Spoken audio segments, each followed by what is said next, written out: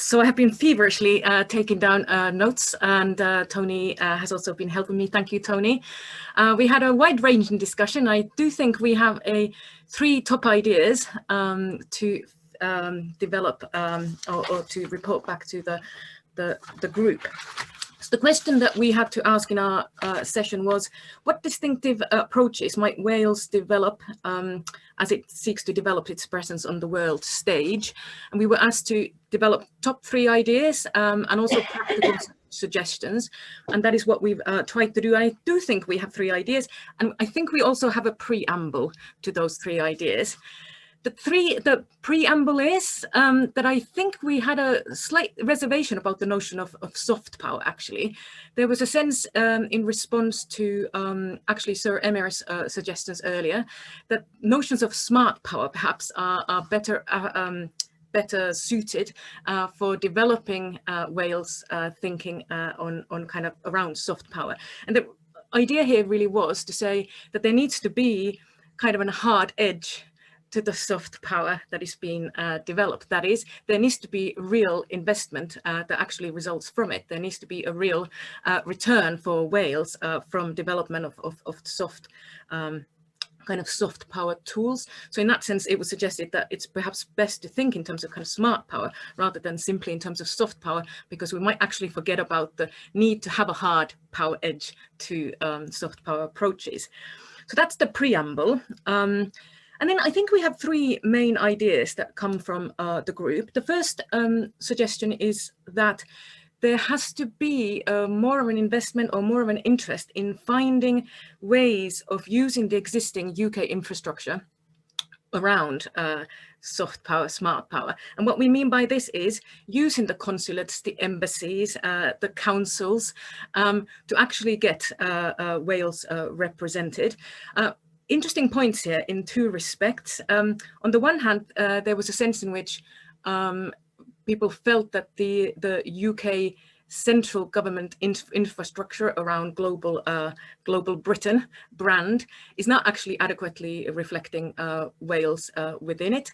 And so there was a demand for that. And actually there was a suggestion that there has to be more actual demand for it from Wales, as in we have to be a little bit, if not aggressive, insistent on actually getting Welsh flags up in the embassies on the right days, getting those representatives actually acting on behalf of Wales. On the other hand, it was suggested that also these services are perhaps underused by Wales. So one of the underlying kind of thematics of our panel, of our discussion, was that actually the institutions in Wales do not use the existing embassy, honorary council structures and so on adequately, and perhaps are not informed about the capacities that they would have for international projection through them. And the other thing that came out of this first point is that there really is a need for Wales to find a kind of its own niche within the global Britain brand. And so there has to be a sense of development of what is that distinctive kind of Welsh niche within the existing global Britain brand. Now, some suggestions were made in relation to that, and this leads me to our second point, that there is a distinctive set of things that can be developed within the existing branding, and those have to do with a couple of things. One, questions of inclusivity and progressiveness. So there is a sense in which exactly the idea about Wales as a kind of progressive, inclusive nation, which is already built actually into the international strategy, that this is very important. Interesting examples and actual proposals came forward here.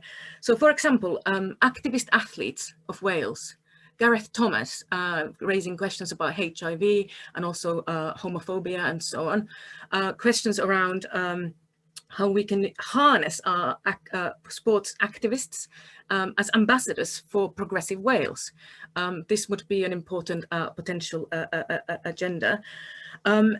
Using actors, using artists equally to be developing this idea of kind of progressive Wales actively.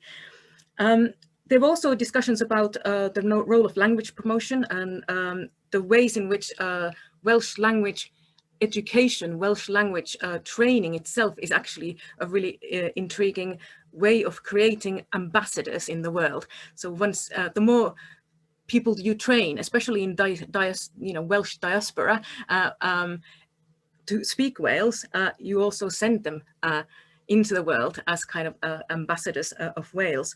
So there is a sense in which there are distinctive aspects to kind of Wales's pitch, if you like, in terms of soft power. So that was the second point we developed. But the third point really was quite an intriguing point to come out, and it's quite a clear and powerful point. And that has to do with building institutions in Wales, actually giving independence, giving confidence, and actually giving money to some important institutions within Wales, such as National Library of Wales, Learned Society of Wales, the University of Wales Press, the National Museum of Wales, Sports Wales, higher education institutions themselves. So there was a great call and a powerful call for institutions such as the Welsh Development Agency, which had a really powerful role for a number of years in promoting Welsh progressive ideas internationally, that there was actually a concerted effort by the government and other bodies to actually give the independence, the confidence, and also perhaps the resourcing and the money to these institutions. As one participant so well put it, if you invest in these institutions, the institutions will do the job for you. They will do the work of promoting Wales in exactly the ways which is required for kind of smart power Wales. So those were the three key points, I think, from us, even though they are quite big points. I hope they make broadly sense. Thank you very much, Amelia. And of course, key institutions in Wales are the universities, and I really look forward to the Welsh Government giving the universities in Wales more money, but that's a bit of personal politic in there. Thank you very much indeed. Eluned, do you want to report back from your group? Dwi am siarad yn y Gymraeg os gai, os gwelwch yn dda. Mae cael trafodaeth fel hyn mewn amser mor gyfyngus ac argyfyngus yn unheriol tu hwnt. Ac wrth gwrs, mae yna lot fwy'r drafodaeth na fedrwn ni drafod heddiw, a byddwn ni'n croesawu bod y drafodaeth yn cael ei chario ymlaen. Ond i gyffwrdd ar rhai o'r prif themau godwyd, dwi'n meddwl bod y drafodaeth ynglŷn â yn hunaniaeth ni a chreu synwyr gadarnhaol yn hunaniaeth ni. Felly bod Radio 4 ar gweddill ddim yn just adrodd am beth sy'n negyddol am Gymru, ond bod ni yn edrych tuag at yr amrywiaeth o'n hunaniaeth ni fel rhywbeth sy'n gryf wedi dod trwodd yn ran eitha natod o'r drafodaeth. Mae'r Erydd Hopwood y bardd yn sôn am yr gwahaniaethau rhwng y term Welsh a'r Cymru.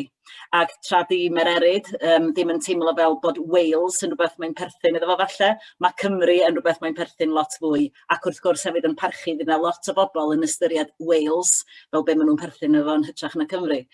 Felly falle bod yna waith i wneud i fod yn gweu'r cymunedau, yn gweu yn hunaniaethau ni, ac i hefyd i helpu addysgu ni'n hunan am ein lle ni a'r perthynas yn hunaniaeth ni efo'r byd.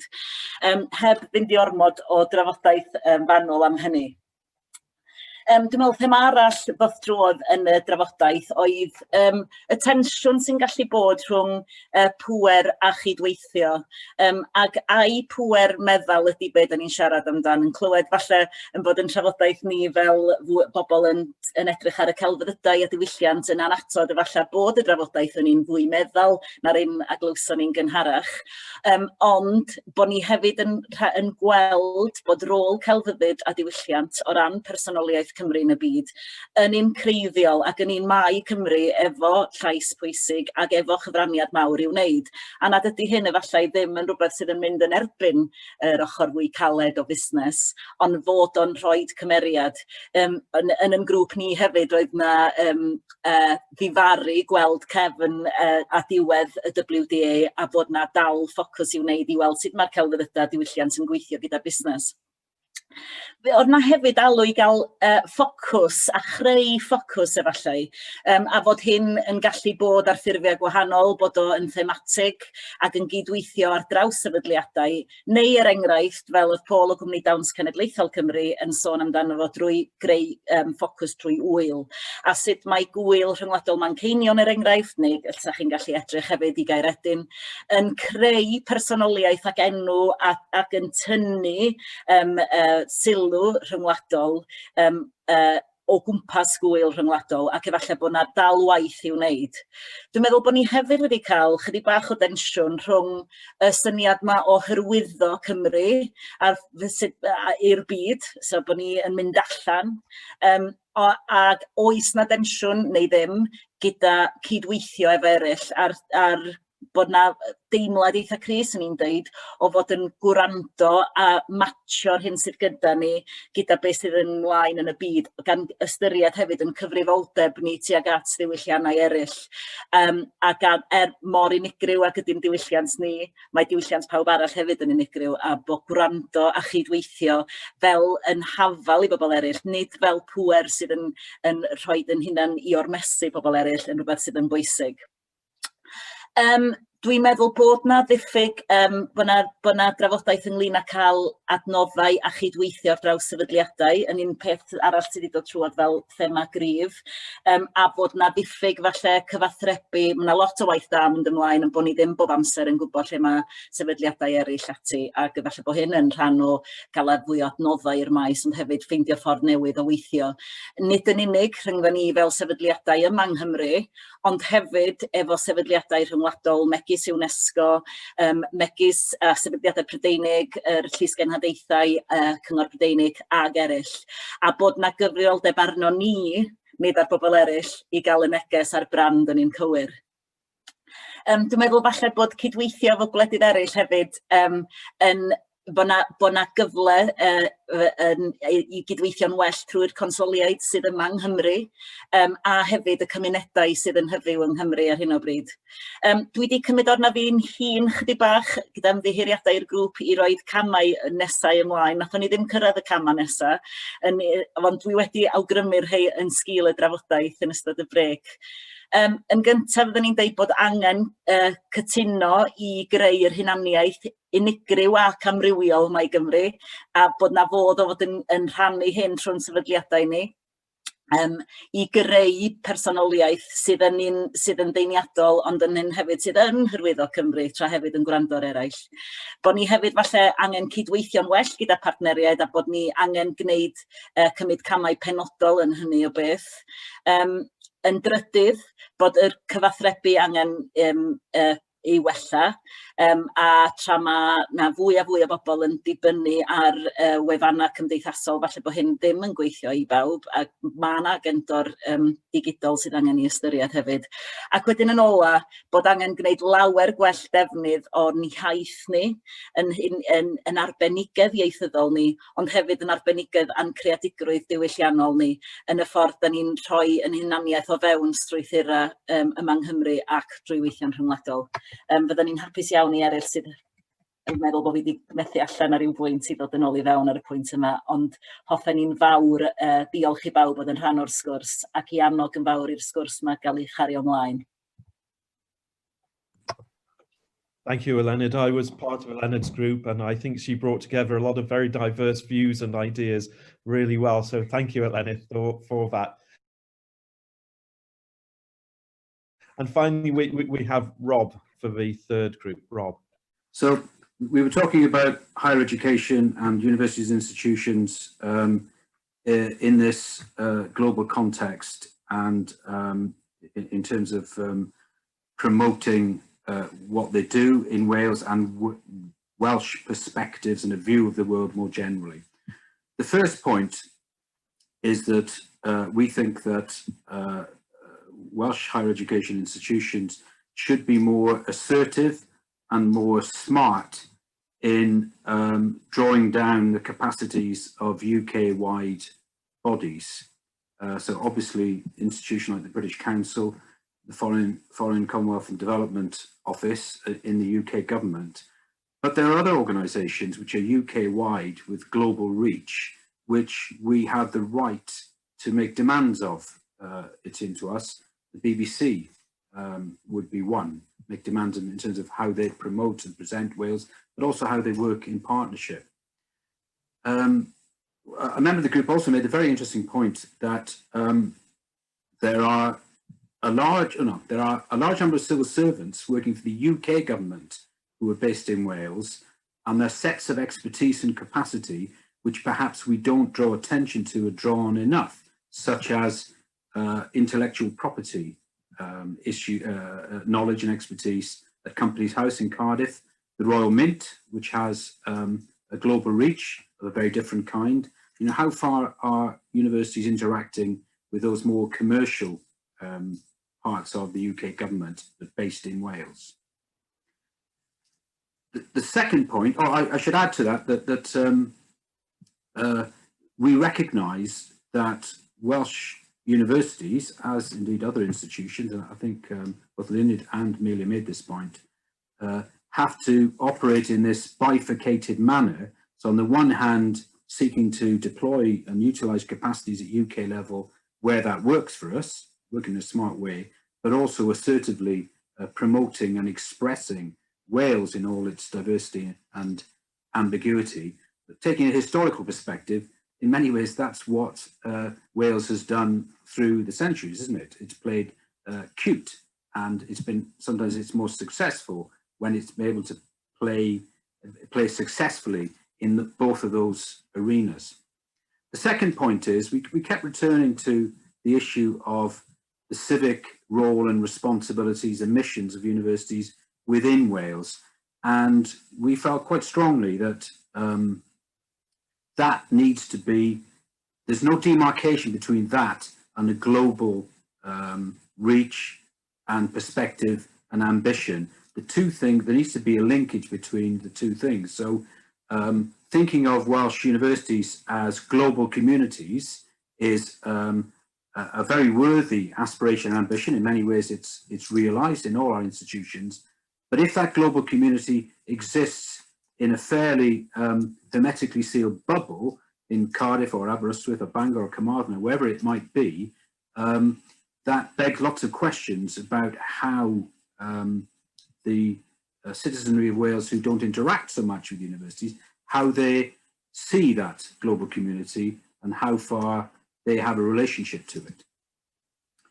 Thirdly, we felt there is greater space for universities to interact in this area with Wales-based institutions, particularly cultural institutions, who also have legitimate global ambitions, such as the National Museum, the National Library of Wales, sporting bodies, and it was pointed out that rugby football and association football are perhaps the only two arenas in which institutionally Wales is an independent state, and it exists in the international federations alongside the big players in the world, the USA, Russia, Germany, Brazil, a big player in terms of football in terms, and also England, of course. So we are of equal status with England, with Russia, with China, and the USA within those bodies.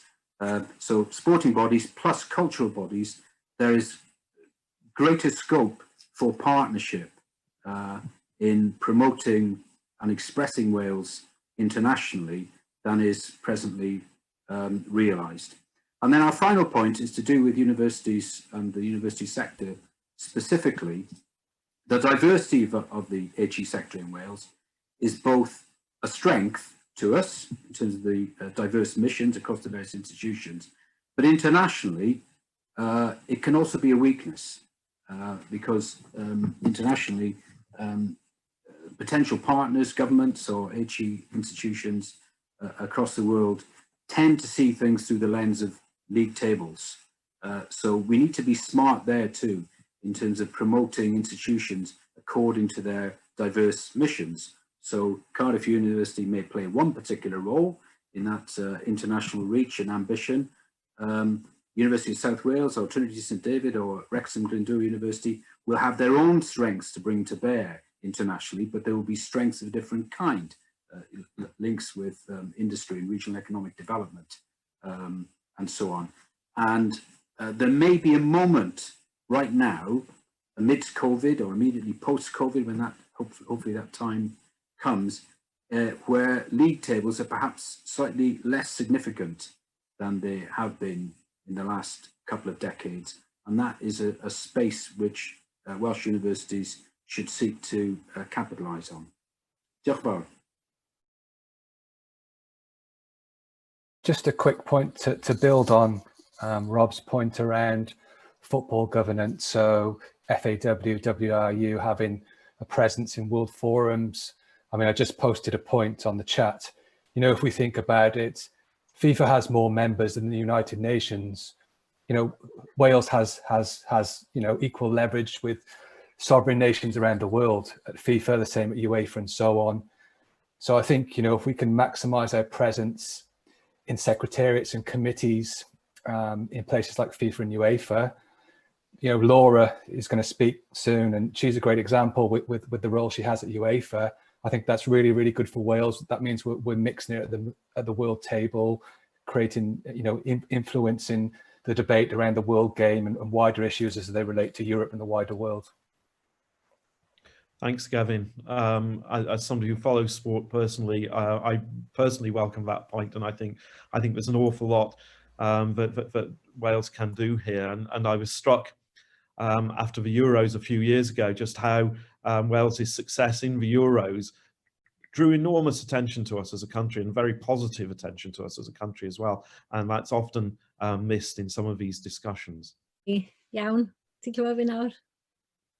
Yep, can hear you now. Yn sydyn, dwi yn deall sut y gellid camddehongli'r pwynt o'n i'n ceisio i wneud ac anodwyd gan Eluned fel un divisive, ond wrth reswm roedd y bwriad yn union i'r gwrthwyneb eisiau tynnu sylw at y ffaith fod gyda ni ddau label, sef Cymru a Wales o'n ni, a bod angen i ni defnyddio hynny i'n tynnu ni at ei gilydd. Dwy ochr o'r un geiniog, ie falle, ond mae gan y geiniog arbennig hon lawer o ochrau, ac mae hynny'n beth cyfoethog. Jyst eisiau clirio hynny.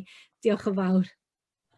Ymddiheiriadau mawr Meheryd, os o'n i'n teimlo ar y pryd bod fi wedi gorfod brysio trwy hynny. A Colin, os gai adio, nes i anghofio sôn am yr agenda iechyd a lles a'r gwaith arfaethedig sy'n mynd ymlaen yng Nghymru. A dwi'n meddwl bod hwn yn bwynt pwysig yn y cyfnod yma hefyd.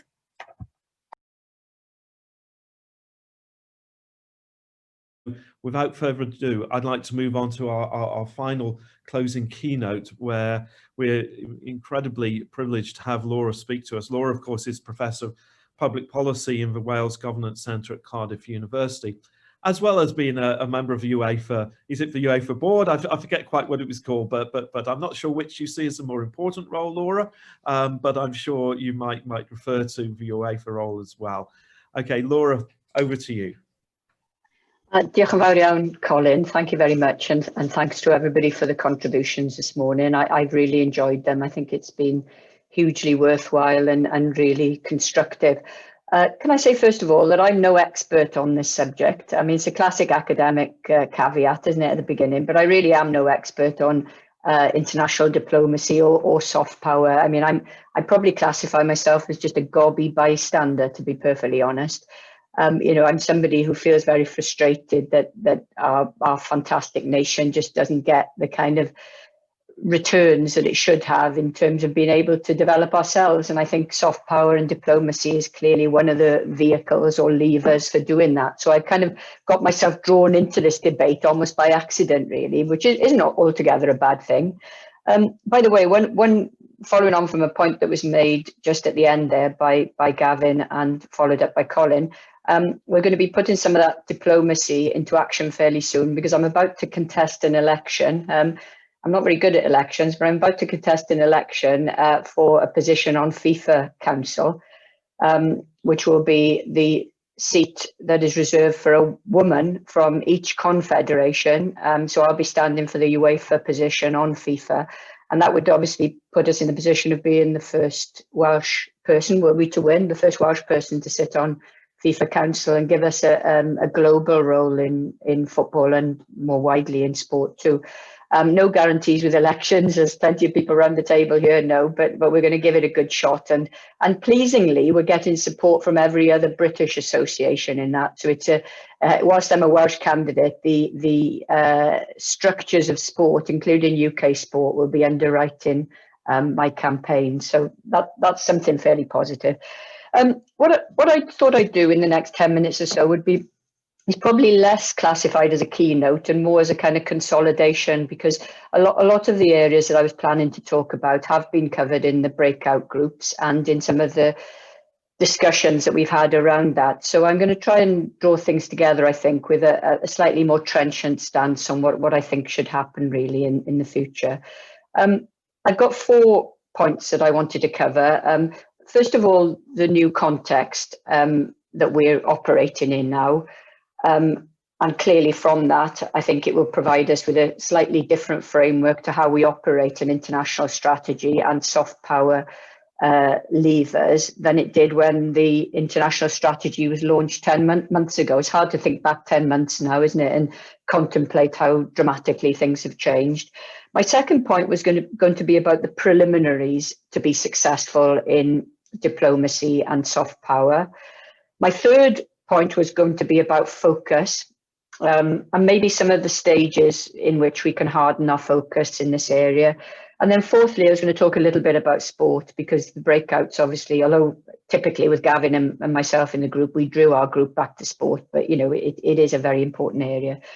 So let me start off with the context. It goes without saying that the incredible, gigantic impact of COVID is going to change everything. Most of the side effects of COVID in a societal sense have been negative, of course. But one of the consequences has been a greater recognition of the sub-state, in classic constitutional terminology, machinery of Wales.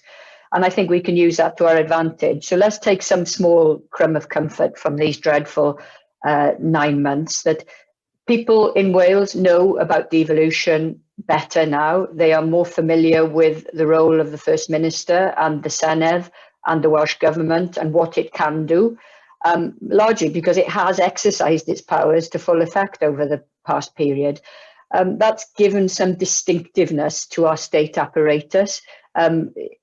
It would be very easy to say most of that has been negative, but I don't buy that entirely. I mean, I've come off the back of a whole set of media interviews this week because, of course, the devolved nations have done their own thing on lockdown and fire break, as we call it in Wales. And just this week, I mean, I've talked to media outlets like Sky and Channel 4 and Times Radio and BBC World Service. And yes, of course, they come with a position on Wales and what we're doing, but they're also open to having the conversation about why our government has decided to behave differently and what that says about the assuredness and the nimbleness and the agility of devolved governance. So let's not be too negative about that. It's up to us to actually turn that in our favour rather than accept the kind of ludicrous lines that are put forward by some media at a UK level, certainly. I think the issue of new relationships comes into its own as well, and I think that's quite fundamental, really, in terms of how we go about framing the new context. I think we've got to stop seeing this whole area as being elite-led and being much more community and mass-led, because as came out in quite a few of the breakout groups, some of our best ambassadors are people who, on the one hand, are very famous for doing something significant, like our sports stars, Gareth Bale, Aaron Ramsey. But on the other hand, they're often young people who are digital ambassadors who are moving into that space where actually they're reaching a bigger audience of people. Some Welsh language pop bands, for example, who've been able to market their language in music so much more effectively through digital than anybody would have been able to do differently. So it is really important, as several people have emphasised, that we stop seeing our ambassadors as elites or as politicians per se, or even as leaders of state organisations or quasi-state organisations. There's obviously going to be a role for those, as there is for civic society, but we're going to have to be a little bit anarchic about it as well and relax into it, because our ambassadors who engage on social media can be massive influencers in a really positive way about selling Wales to the world. Then moving on to some of the preliminaries. I mean, you could go into this whole area of what do we need? What do we need to have in our toolbox to be able to be effective in this soft power space? I mean, I think there's a couple of things. I think, first of all, we need to have a really strong sense of awareness, self-awareness and credibility of ourselves as a nation. And again, this has been said before, we just need to get over, just as if it's this easy, but we need to get over this kind of crippling lack of self-confidence that we have. And one of the reasons why I'm going to advocate sport as a really important vehicle, not in its own right, but to benefit other sectors as well, is because in sport, we don't suffer from that. You know, we don't have our great athletes like Geraint Thomas worrying that he's from Whitchurch in Cardiff or Jay Jones from Flint. They go about their business, and when they're competing, they are equals in a global space.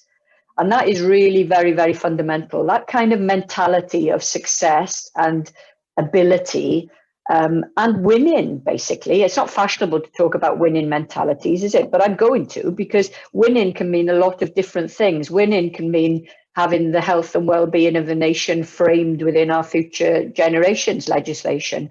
It can mean sustainability. It can mean creativity in the arts. So, you know, let's kind of reclaim some of this language that is used in sport in a very relaxed way to apply to what we can do successfully in other ways. I made a point in our breakup group that I think we've got to be less public sector-y. Now, don't take that as a slight to anybody who works in the public sector, which is most of us probably. But what I mean by that is I've always sensed that government particularly, and a lot of government-related agencies, are very nervous about some of the things you need to do to exercise soft power. And in the first instance, that means spending money. I mean, I criticised Welsh Government after the China Cup. Some of you will remember this, when Wales football was invited to play in the China Cup in Nanning in China. By the way, 250 million people in China watched the games that Wales were taking part in there. Gareth Bale, global superstar, was absolutely mobbed by crowds of young Chinese people. And yet what we spent on that in terms of a global trade venture was, how could I put it? Unhelpful is probably the politest way of putting it, because, you know, it was a sideshow and it was not strategically used in the way that it could be. So part of that, in my understanding, is that our government and the agencies around our government tend to be nervous about spending money unless there is a really tight bureaucracy around it, which is framed by an accountability loop. And I'm afraid in areas like soft power, we have got to trust people a little bit more. We've got to respect the people that we're creating space for, and we've got to give them their head to actually develop their own networks and have those conversations that can translate the soft power into hard returns for Wales in terms of economic benefit. And that brings me to another point about what it's all for. And this is part of the framework and part of the preliminaries, I guess. I mean, it's got to be for the benefit of our people. I mean, I think Emyr raised this in the beginning, but it won't happen overnight. You know, the conversations that we have in, for example, in the Gold Coast when the Commonwealth Games are on, or in international arts festivals and cultural events, the benefits won't be felt straight away. It's not a pure transactional relationship. So I think we've got to relax a little bit and regard this as a longer term investment that will bring dividends in terms of economic confidence and economic return over the long term. Another really important preliminary for me is that we have a voice. You know, it has to be about agency and voice. And I don't think we can be timid about this. We need to be a little bit louder, a little bit stronger, a little bit more self-assured in the way we sell the story of Wales. And that doesn't mean actually the kind of classic bullshit that some people put forward. You know, it can be really accurate, but it can also be self-confident. Let's not hide our light under a bushel. Let's not be nervous. You know, let's not be reserved in how we sell the strengths of Wales, because actually we have the assets that mirror any other nation that is successful in a soft power strategy. And in some regards, actually, we have more. So let's use that. I mean, I'm all for using the kind of globally responsible nation framework and the future generations and well-being principles as our framework, but let's kind of sing them a little bit louder and with a more united voice. I think another really important preliminary is our ethical DNA. You know, what makes Wales different as a nation, and what are our values and our behaviours? And I'm afraid what I see too much of here is some of our political leaders chanting these without ever encouraging people to live them out, you know, to behave them and to operate accordingly. You know, we need to move away from speeches and conversations about values to actually doing them now and live in them and behave in them. I think sometimes we think we are a different nation to the nation we are. I mean, the British Council report with Portland over the regional soft power profiles, which included Wales alongside, I mean, forget the terms of region or nation, it's really not important, but we didn't actually come out that well in terms of the welcome or the perception of welcome that people had when they come to Wales. And there are a whole host of reasons for that, I'm sure, but let's not kind of cling on to ideas if they're not then being played back to us by our audiences. What we did come out very well on was our sporting identity. And we were second only to Catalonia in sporting identity. And bear in mind, Catalonia has one of the biggest global clubs in the world there in the shape of Barcelona. So I think that's quite significant.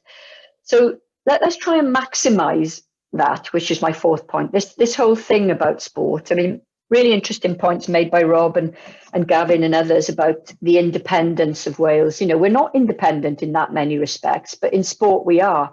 We're one of the 200 odd nations in FIFA, and we are treated the same as the big players like Germany, like the USA, like France, like Italy, like England in sporting terms. And we are independent, and we strategically position ourselves as independent. So it seems to me to be very odd not to use some of that to play and to create a platform for what we can actually do more widely. But it's not just about power in sport either. It's about that kind of integrative force that sport gives. And, you know, I always say to people when they say to me, I don't like sport, you know, I'm not interested in sport. I think probably most people are deep down. You know, it can be those moments of national unity, you know, whether it's watching Wales win a Grand Slam, or when Geraint won the Tour de France, or when Wales got to the semi-finals of the Euros and so on. I mean, there's a kind of community integration about sport that you can't get necessarily from anything else, even the arts, in my opinion, although I know colleagues will argue, push back on that. It's a kind of emotional arena where people feel a sense of belonging, they feel a sense of success, they feel a sense of pride, and all the things that actually boost self-esteem and belief. And of course, that's one of the reasons why countries like Australia, like the USA for that matter, and France have developed sports diplomacy strategies, which are kind of embedded in their bigger soft power strategies. I think that's really, really important. But you know, think about why sport could be used better. I think there are a couple of reasons here. First of all, because it has significant recognition factors. It has significant leverage, and that's well beyond the sports sector itself. I mean, someone mentioned earlier on the FAW's engagement with the history of Wales. So taking the players to the grave of Hedd Wyn, taking the players to see the Aberfan memorial, insisting that all the players learn Hen Rad Van Hadau so that they can sing it properly before games, talking to them about Black Lives Matter and diversity issues in Wales as well. So all of these things can come together, and I think that's the leverage of sport, the power of sport, which reaches out into other fields. The other reason why I think sport is important, and then I'll try and bring things to a close, is that it's generally a low risk intervention and a low cost intervention because it's piggybacking, but with a big return. And I think that's probably one of the biggest reasons why we could use it more effectively. It's also back to the point we made earlier about the quality and the diversity of ambassadors for Wales. Sports people tend to be young, they tend to be well known, they tend to be ethnically diverse, and they tend to be of both sexes. So we have an opportunity to front up. More medals were won by Wales in the Commonwealth Games by women athletes than by male athletes. So it gives us a platform to sell some of that differently. And of course, sport is digitally savvy. Never mind e-sport, which is a whole different dimension. Just the whole the nature in which sports people and fans engage is much more digitally advanced than in pretty much any other sector, I think. Okay, so, you know, I've sold the case for sport. You'd expect me to do that. But how do we bring all this back into what we might do next as part of the international strategy? I think we need to get over ourselves in the first instance. You know, we need to accept that this is going to need a resource. And I think we should be pushing the Welsh Government to use staff in the right way and put money in the right way. I know there's arguments about a separate ministerial portfolio, and I know there's arguments against this being held by the First Minister because of the demands on his time. I'm less worried about that myself than I am by having a proper resource attached to it and a kind of belief that this will cost money and that we will need to invest in it. I don't think we necessarily need everything perfectly aligned before we push forward. I think a strategy can be organic and developmental, but what we do need as preliminary is a real sense of our focus. What are we trying to do and what are we trying to sell to the world and back into Wales? Because, you know, when we sell to the world, we often need to sell back to our own people who don't realise some of the great successes that we have as a nation. And I think finally, I think we need to give permission to our ambassadors, whether they're political, non-political, sporting, cultural, young people, old people. We need to give them permission to be fleet of foot. We need to give them permission to be nimble. We need them to be energetic. And we need to give them their head, really, because in the first instance, the relationships that we need will be formed by interpersonal contact and relationships and networks. And then our hope is that that will harden into real economic and social dividends for Wales. And I think at this moment in time, you know, we simply cannot afford not to investigate further this area. If COVID has taught us anything, and indeed if Brexit has taught us anything, it is that we need to really recast our society and recast our economy in a different way that doesn't just benefit some, but that benefits every community in Wales, and in a way that makes us a more self-confident, more assured nation. Diolch yn fawr iawn. Thank you, Laura. That was fantastic.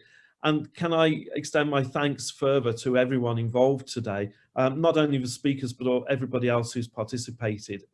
And not only today, but for 3 previous meetings as well, which I'm sure will enrich whatever the Learned Society of Wales is hoping to do with the results of these.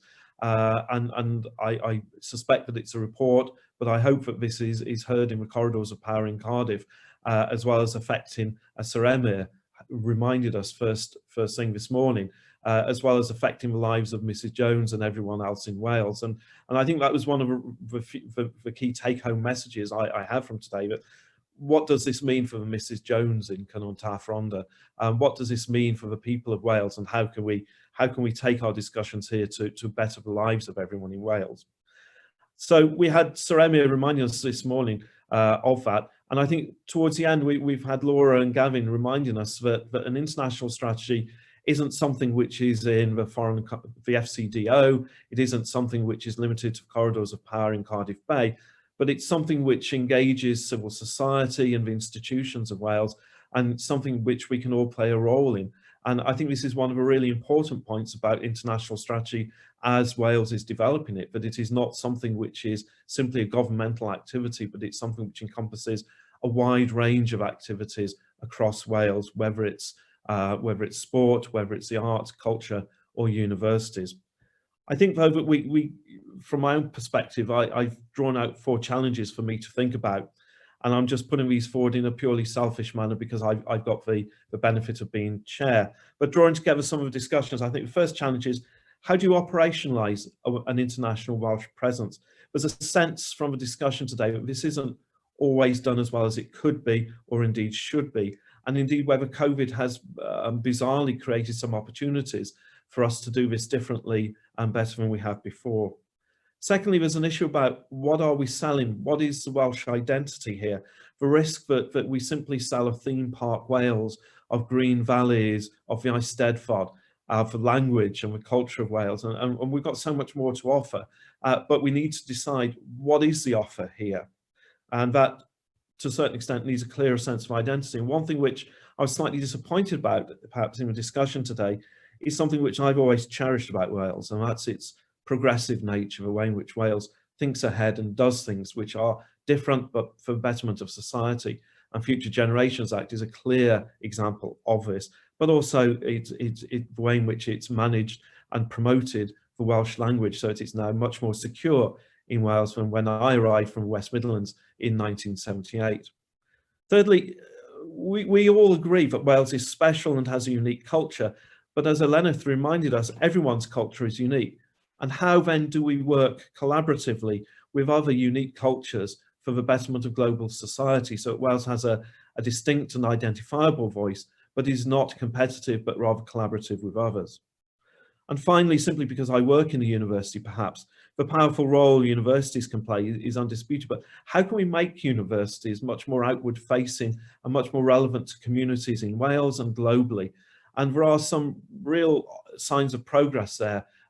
Most recently, of course, Graham Reed's report on increasing collaboration between universities in Wales, so that we are a much more effective voice within the UK system and globally.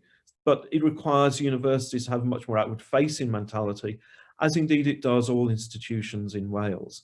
But we think of ourselves not simply as being important for Wales, critical though that is, but as key players in a global narrative and a global discourse.